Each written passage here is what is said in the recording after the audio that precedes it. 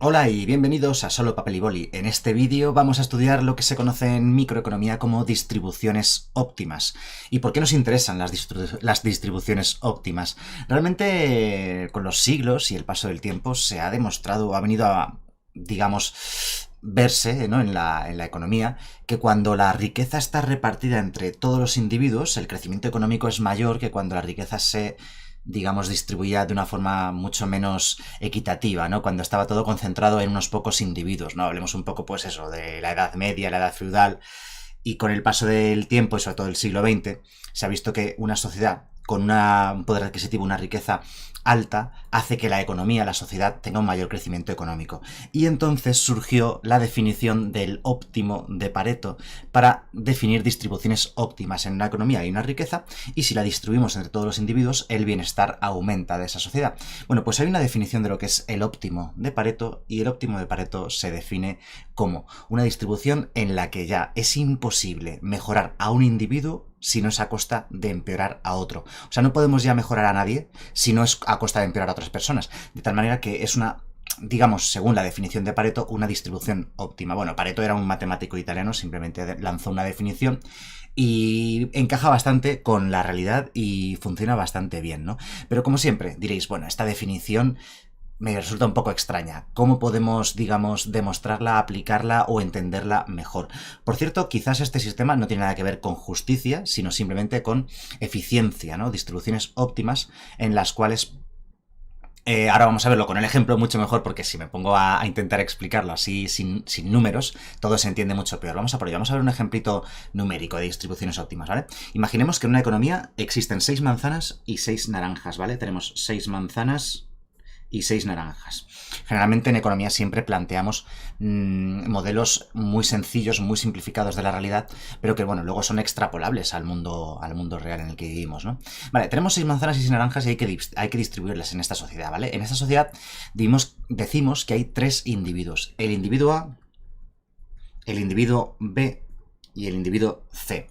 Con unos gustos, ¿de acuerdo? Porque a unos les gustan unas cosas, a otros les gustan otras, ¿no?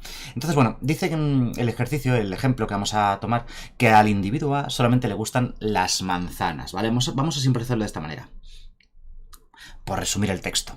Al individuo A solamente le gustan las manzanas, mientras que al individuo B solamente le gustan las naranjas. Por tanto, no les reportan satisfacción la otra fruta, ¿vale? A estos dos individuos, ¿no? Pero el individuo C es un individuo al que le da igual todo y le gustan tanto las manzanas como las naranjas. Vale, lo vamos a representar de esa manera, como digo, simplificada, ¿no? Bien, pues con esta distribución, o sea, con esta cantidad, esa dotación inicial de bienes y estos 3 individuos que tienen esos gustos o esas preferencias, el ejercicio nos hace una serie de preguntas. El apartado A pregunta: ¿sería eficiente una distribución en la que todos los bienes recayeran en el individuo C? Vamos a intentar imaginárnoslo. Tenemos 3 individuos, el individuo A, el individuo B y el individuo C. Imaginemos que le damos al individuo C todo, las 6 manzanas y las 6 naranjas, de modo que al individuo B le tocan 0 manzanas, 0 naranjas, y al individuo A le tocan 0 manzanas y 0 naranjas, ¿vale? Esa sería entonces la distribución que nos plantea el ejercicio A, y nos pregunta si es una distribución óptima o eficiente, es decir, si es un óptimo de Pareto. Apliquemos la definición. La definición de óptimo de Pareto es imposible mejorar a un individuo si no es a costa de empeorar a otro. Entonces, ¿podríamos mejorar al individuo A? Sí, porque al individuo A le gustan las manzanas. Le podríamos dar manzanas, pero cuidado, porque para mejorar al individuo A tendríamos que quitarle manzanas al individuo C, y el individuo C empeoraría. Así que no es posible mejorar al individuo A si no es a costa de empeorar al individuo C. Las naranjas le dan igual al individuo A. ¿Podríamos mejorar al individuo B? Sí, lo podríamos mejorar si le diésemos naranjas. Pero como hay un individuo C que tiene 6 naranjas, todas las naranjas, habría que quitarle naranjas a él, al individuo C, para dárselas al individuo B. La única forma de mejorar al individuo B es a costa de empeorar al individuo C. Y diréis, pero eso es injusto. Pero es que el óptimo de Pareto, la eficiencia, no habla de justicia o de injusticia. Así que diríamos que esta distribución, aunque parezca que no, es eficiente. Puede ser muy injusta. Y ahí está la trampa. Esta es típica pregunta de examen Típico ejemplo que se pone en libros, típico ejemplo que se pone en preguntas de exámenes, como digo, en clase o cosas así. Y esta distribución, aunque es inequitativa, es ineficiente, o sea, es injusta, es eficiente según el criterio de la distribución óptima de Pareto. Es imposible mejorar a estos individuos si no es a costa de empeorar a ese. O sea, es decir, este se quejaría, dirá, oh, que me estás quitando mis manzanas y mis naranjas con lo que me gustan, ¿no? Para dárselas a los otros dos individuos. Vale, vamos a ver la pregunta B. La pregunta B es... ¿y si todos los bienes fueran a parar al individuo A? Vale, imaginemos que el individuo A recibe todo. Las 6 manzanas y las 6 naranjas. Por tanto, tanto el individuo B como el individuo C reciben 0 naranjas y 0 manzanas. Os recomiendo siempre... bueno, esto da un poco igual el orden como haya puesto las letras. Os recomiendo siempre hacer esquemas. O sea, siempre. Yo cuando hago un ejercicio de un examen o de clase o de lo que sea, siempre, digamos, esquematizo la información de alguna manera, me la escribo en un lado, y luego cuando hago los ejercicios siempre intento representármelo visualmente de alguna manera, ¿no? Os recomiendo que lo practiquéis y lo hagáis siempre, porque claro, de forma solamente mental, visualmente de forma mental, es una abstracción quizás demasiado complicada para la mayor parte de la gente, así que bueno, intentad hacerlo de esta manera. Vale, veamos, aquí sí que se ve claro que podemos hacerlo de otra manera, ¿vale? Mirad, al individuo A le gustan las manzanas, ¿vale? O sea, es decir, aquí está, al individuo A le gustan las manzanas. Si le quitamos manzanas al individuo A, el individuo A va a empeorar, ¿vale? Pero resulta que las naranjas no le gustan. Entonces, como las naranjas no le gustan, se las podríamos quitar y él no empeoraría, se quedaría exactamente igual. Y si se las diésemos estas naranjas al individuo B o al individuo C, ambos mejorarían. Así que mejorarían sin que empeorase A. Así que esta distribución es claramente ineficiente. Podemos mejorar esta sociedad haciéndolo de esta manera, ¿vale? Bien, el apartado C. El apartado C nos pregunta, ¿sería eficiente darle todas las manzanas al individuo A? A ver, las manzanas le gustan al individuo A. Si se las quitásemos, empeoraría. Todas las naranjas al individuo B. Al individuo B le gustan las naranjas. Si se las quitásemos, empeoraría. Y nada al individuo C. El individuo C diría, oh, es injusto y tal.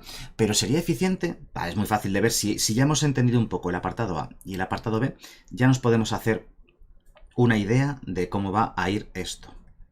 Como decía antes, me lo voy a esquematizar.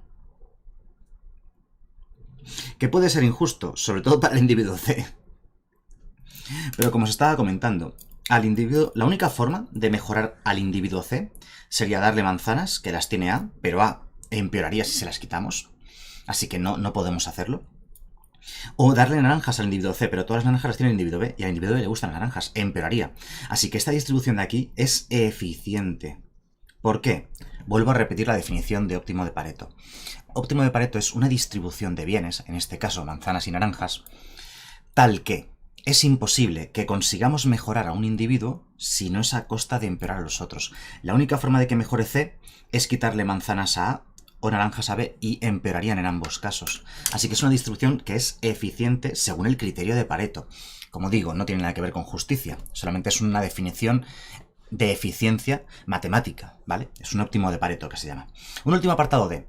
Apartado D. ¿Sería eficiente el reparto equitativo? A veces, muchas veces, lo habréis hecho 1000 veces con amigos, con familiares. Oh, nos han tocado 100 euros en la lotería, tenemos aquí un grupo de castañas y melones, ¿cómo lo repartimos? Va, pues a pachas, como se suele decir en España, o a partes iguales, ¿no? O lo que sea. O sea, es decir, equitativo. A cada uno una cantidad equitativa. Eso, lo que está diciendo el apartado D, lo voy a distribuir, ¿vale? Tenemos 6 manzanas, 6 naranjas. Como tenemos 3 individuos, serían 2 manzanas para cada individuo y 2 naranjas para cada individuo.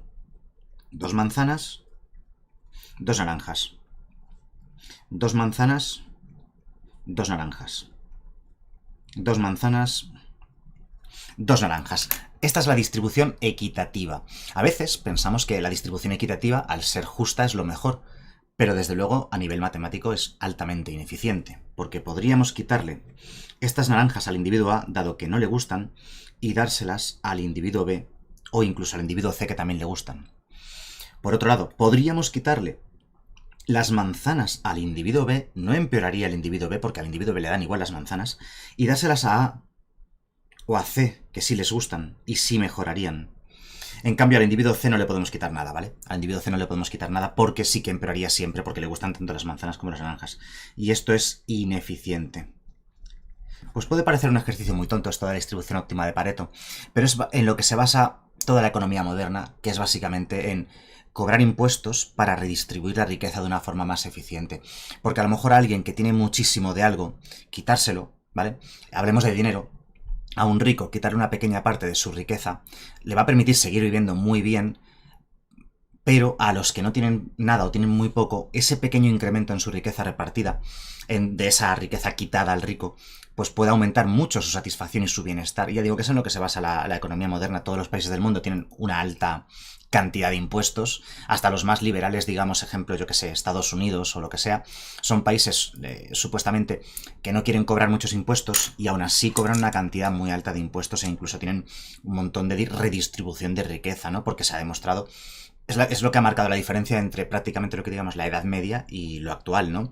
En la Edad Media pues no existía el Estado prácticamente, no existían prácticamente los impuestos y la riqueza no se redistribuía.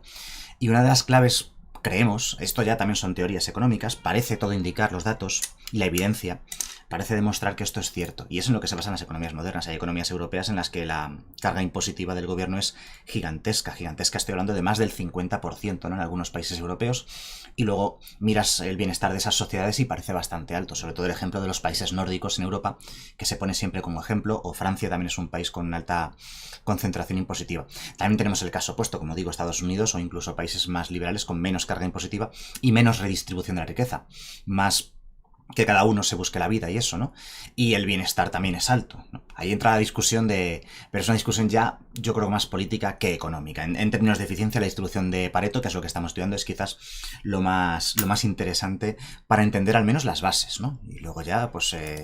Luego ya es otro mundo de todo lo demás, ¿no? Lo que estaba comentando. Me he ido un poco por las ramas, pero bueno, es un tema muy interesante. Me encanta el tema de la fiscalidad, pero la fiscalidad desde un punto de vista microeconómico es lo que más me gusta seguramente de la microeconomía. La redistribución de la riqueza, no, y no solamente eso, quiero decir, sino la eficiencia. Alcanzar el máximo bienestar de una sociedad, creo que debería ser el objetivo. De hecho, bueno, es que tiene que ser el objetivo y es el objetivo. Y es matemáticamente muy bonito, por eso lo digo. Aquí ya me he ido un poco por las ramas. Bueno, ya sabéis, todos los días aquí en el canal vídeo de microeconomía, al menos durante este curso, que voy a hacer vídeo todos los días cubriendo toda la microeconomía inicial e intermedia. Cuando termine con la microeconomía lo haré igual con la macroeconomía y este año va a ser un año brutal porque lo vamos a tener todo cubierto. Vais a tener toda la teoría microeconómica, toda la teoría macroeconómica, con ejemplos, con ejercicios, desde la microeconomía y macroeconomía más básicas hasta los niveles más altos. Así que bueno, espero que os guste el vídeo, espero que sigáis la serie y nos vemos en el siguiente. Hasta luego.